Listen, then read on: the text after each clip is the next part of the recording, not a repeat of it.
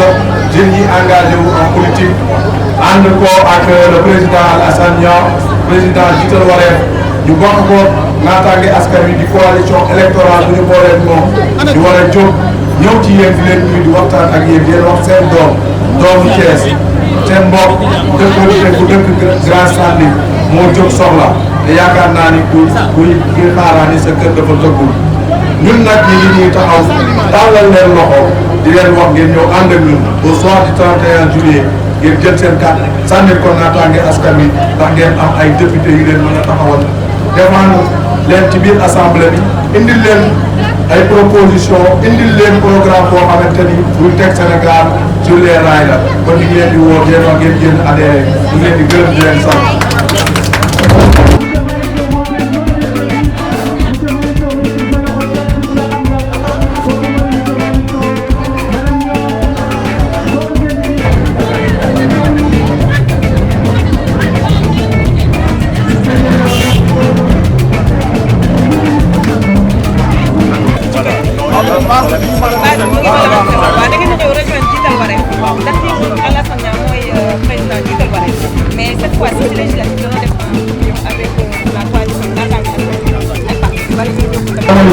maa ngi leen di nuyu ñëpp di kontaan si doxalin bi nga xamante ne def nañu ko tey mu nekk suñu premier jour de campagne waaw donc di am mbégte di accompagner Malick Sow nga xam ne moom mooy suñu tête de liste di accompagner également Aïssatou Dia nga xam ne moo fi nekk numéro 2 waaye am nañu tam ñeneen ñoo xamante ne nekk ñu di tey waaye bokk nañ ci liste yi li ma ko doon wax mooy nous avons fait le choix de la jeunesse mais dañoo tànn tamit ñoo xamante ne dañu jàpp ni dañu am utilité ba pare ci suñu askan ci suñu communauté à Thiès moo doon ñu jàpp ne bu ñu jëlee koo xamante ne mu ngi nekk du matin jusqu'au soir au service de la communauté keneen koo xamante ne mu ngi nekk hôpital régional amul lenn ko soxal lu dul askanu Sénégal lenn lu ko soxal lu dul Thiès kon bu ñu demee ba tànn leen def leen suñuy candidat pour la députation li ñu ñaan mooy ngeen jàppale leen parce que ñooñu ñooy l'espoir de Thiès dañu bëgg am ay député yoo xamante ne bu ñu demee dañuy fay toogal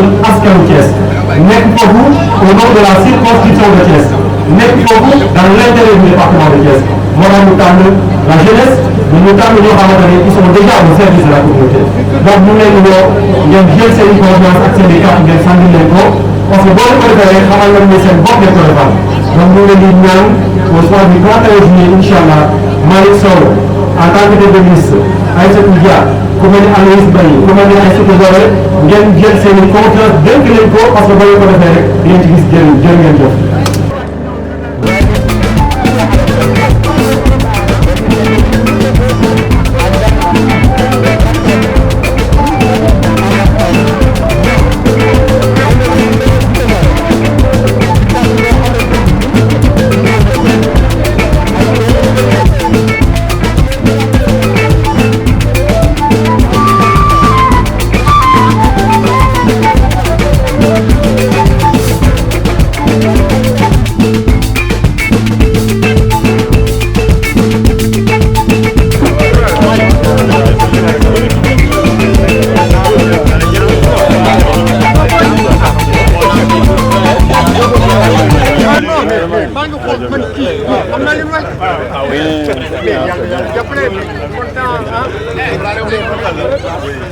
Ah non, non, papa.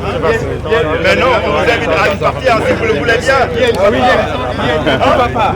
Mais alors, man j'ai la chance de participer à ces bulletins-là. Mais voir de l'autre côté. Mon meilleur n'est pas le débat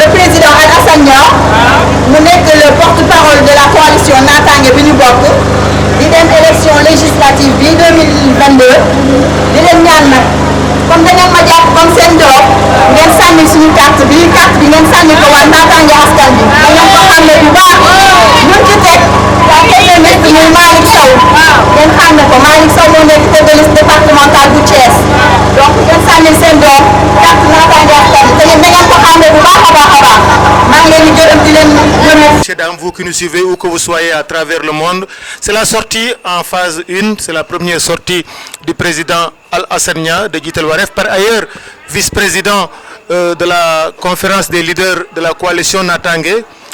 C'est Thiès, c'est votre fief, on le dit. Alors revenir d'abord sur la délégation qui vous a accompagné pendant tout le long de ce parcours. Donc je tiens à remercier l'ensemble des personnes qui ont composé la délégation aujourd'hui. Comme vous le savez, nous avons en charge la délégation régionale de Thiès et donc nous avons positionné donc au sein de la liste départementale Malick Sow, qui est notre tête de liste, accompagné de Aïssatou Dia, qui est la seconde sur la liste, et nous avons un troisième candidat qui s'appelle Aloïs Mbaye, qui n'a pas pu être présent aujourd'hui. Nous sommes très satisfaits de l'ensemble des personnes qui nous ont accompagnés aujourd'hui, l'ensemble des membres de Djitel Waref qui n'ont ménagé aucun effort pour que cette première sortie soit une réussite. Nous saisissons également l'occasion pour remercier donc la presse et les jeunes qui nous accompagnent et dire que cette première rencontre, nous avons fait le choix d'être à Grand Standing. C'est le quartier où j'habite, puisque nous considérons que cette première sortie leur était due. Et donc nous devons vraiment à ce quartier la réussite donc de cette journée. Et nous la devons également, cette réussite, à l'ensemble des personnes qui nous accompagnent et qui travaillent d'arrache-pied pour que cette coalition puisse réussir au soir du 31 juillet 2022, que cette coalition ait la majorité au niveau de l'Assemblée nationale. Donc c'est une première journée de satisfaction. Nous allons essayer de faire mieux demain lors de notre deuxième sortie et nous espérons que les Thiessois seront au rendez-vous, Inch'Allah. C'est ce que nous pouvons dire en termes d'impression. Justement, les Thiessois attendent beaucoup de cette coalition Natangué. Ici à Thiès, nous avons Malick Sow qui est à la tête de la liste départementale. Nous avons Aïssatou Dia. On les connaît tous les deux qui sont des acteurs de développement, qui sont des acteurs communautaires. Mais qu'est-ce qui va faire la différence justement? Parce qu'on le sait, la campagne, ce sont des promesses. Est-ce qu'il y a une nouveauté qui va caractériser justement l'engagement de la coalition Natangué à Thiès? Tout à fait. Alors, le choix qui s'est porté sur Malick Sow et sur Aïssatou est un choix judicieux. Nous considérons que quand vous avez des personnes qui sont déjà au service de la communauté, ces personnes n'ont pas de preuves à donner parce qu'elles sont déjà au service de la communauté. Aïssatou Dia travaille à l'hôpital régional de Saint-Louis, l'hôpital régional de Thiès depuis des années. Elle est au service, pour ainsi dire, de la communauté. Nous avons Malick Sow qui travaille à la Croix-Rouge depuis donc des années. Il est également au service de la communauté. Quand vous avez des candidats avec ce type de profil, vous ne pouvez qu'espérer que ces candidats soient au service de la circonscription de Thiès. Voilà, c'est le pari de l'utilité alors? Mais c'est le pari non seulement de l'utilité, c'est le pari judicieux. Voilà pourquoi, au niveau des investitures, nous avons décidé que ces candidats doivent être ceux qui doivent défendre la circonscription de Thiès. Nous considérons que si les Thiessois font confiance à la liste majoritaire donc que nous voulons, qui est celle de Natangué Askanui, nous aurons l'occasion, que ce soit au niveau de Thiès, mais que ce soit également au niveau national, nous aurons l'occasion de montrer les preuves, de montrer aux Thiessois, aux Sénégalais dans leur ensemble, les raisons pour lesquelles ils ont porté leur confiance à cette liste. Et c'est ce que nous voulons, Inch'Allah, au soir du 31, que cette liste soit majoritaire, de manière à ce qu'on puisse aller de l'avant et répondre finalement aux besoins des aspirations du peuple. Malick Sow, vous êtes la tête de liste. Peut-être revenir rapidement sur le programme qui nous attend. Parce que nous avons fini qu'aujourd'hui de faire le parcours dans ce quartier Grand Standing. Cher Tibénor de commence par soi-même, c'est ce qu'a dit le président tantôt. Alors, le programme. Voilà, merci M. Diallo. Et puis je remercie tout le monde et toute la population de Grand Standing qui nous ont ouvert leurs portes et qui nous ont accompagnés durant tout le trajet. Ce n'est pas du tout facile, les porte à porte, de marcher à travers les rues, de venir vous déranger.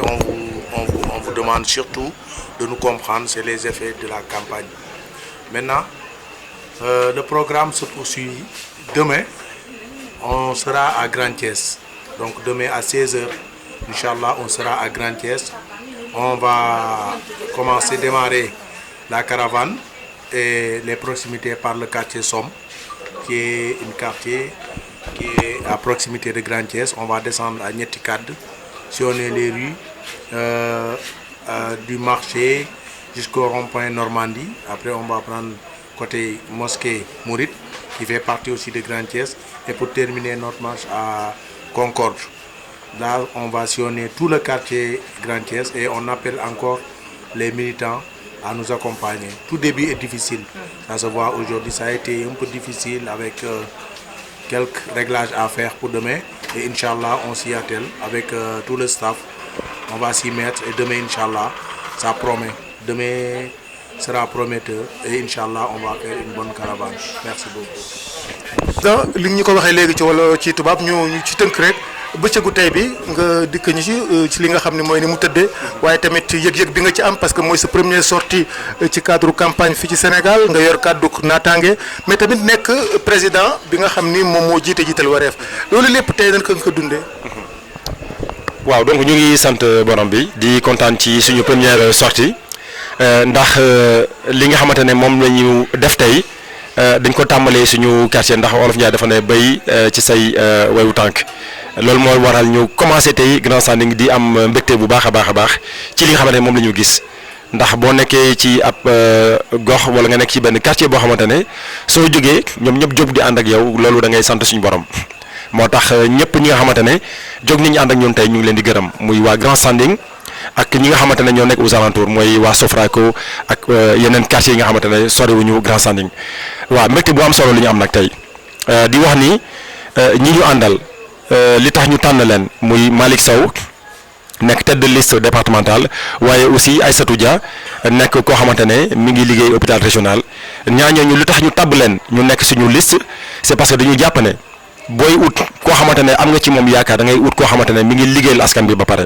te ñoom ci loolu la ñu nekk kii mi ngi nekk di saytu li nga xamante ne moom mooy santé wu doomu adama keneen ki mi nga xamante ne moo nekk Croix-Rouge moom it lépp loo xam ne dafa aju ci communauté bi mi ngi ci àddu di si liggéey matin midi soir loolu moo waral ñu jàpp ne bu ñuy tabb ay député Thiès ñi ngi ci yaakaar mooy Malick Sow ak Aïssatou Dia ak ki ñu àndal muy Aloïs Mbaye ñuy ñaan Sénégal ak Thiès ñu jàppale seen i doom jàppale seen i rakk jàppale seen i mag ba bis bu ñu eggee ci li nga xamante ne mooy élection bi le 31 juillet 2022 ñu tabb leen jox leen confiance jox leen majorité de manière à ce que lépp loo xamante ne nekk na seen i besoin ak seen i mbëbët ñu mën ci taxaw bu neexee suñu borom loolu mooy kàddu yi ñu woon joxe ci premier jour bi jox leen dig daje ci yeneen bis de manière à ce que ñu leen di wax li nga xam ne moom mooy suñu doxalin li ñu prévoir pour yéen ci ay programme ak gis-gis bu neexee suñu borom ñu teg ko ci seen i loxo comme ça ngeen mën a ànd ak ñun jërë ngeen jëf.